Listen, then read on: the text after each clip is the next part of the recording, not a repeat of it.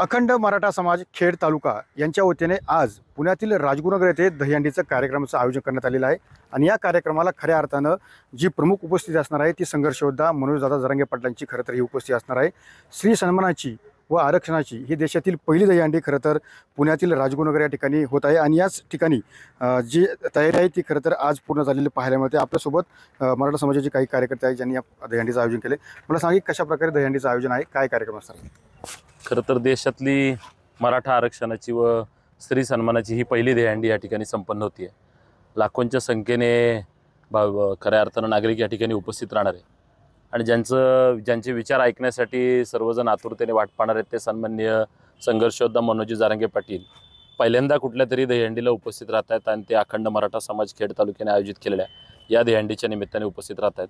खऱ्या अर्थाने दहीहंडीबरोबर आपण अलीकडच्या कालखंडामध्ये पाहतोय की स्त्रियांवरचे अत्याचार, एकीकडे सरकार लाडकी बहीण योजना राबवते आणि दुसरीकडे महिलांवरचे अत्याचार थांबत नाहीत।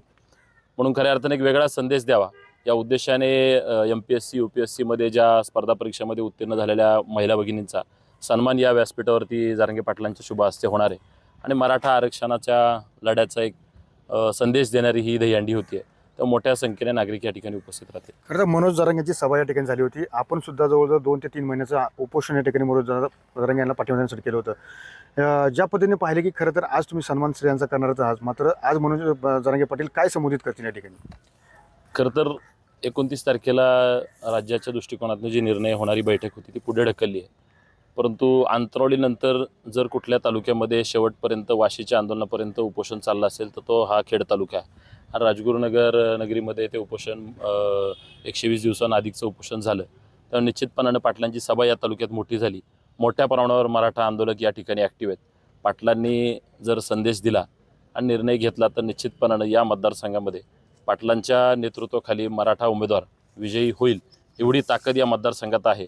आणि मला अपेक्षित आहे की आजच्या दहीहंडीच्या माध्यमातून उद्या संपन्न होणाऱ्या पाटलांचा भीमाशंकर दौरा असेल या दोन्हीच्या माध्यमातून खेड तालुक्याच्या राजकारणातली गणितं निश्चितपणाने बदलतील आणि मराठ्यांच्या दृष्टिकोनानं ती अधिकची चांगली होतील असा आम्हाला विश्वास आहे।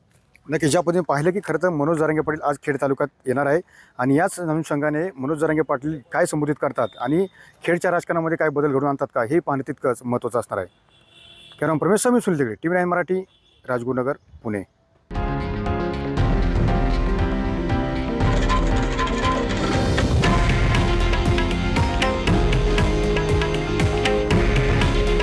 हे आहे देशातील नंबर 1 न्यूज नेटवर्क आणि आपण पाहत आहात TV9 मराठी।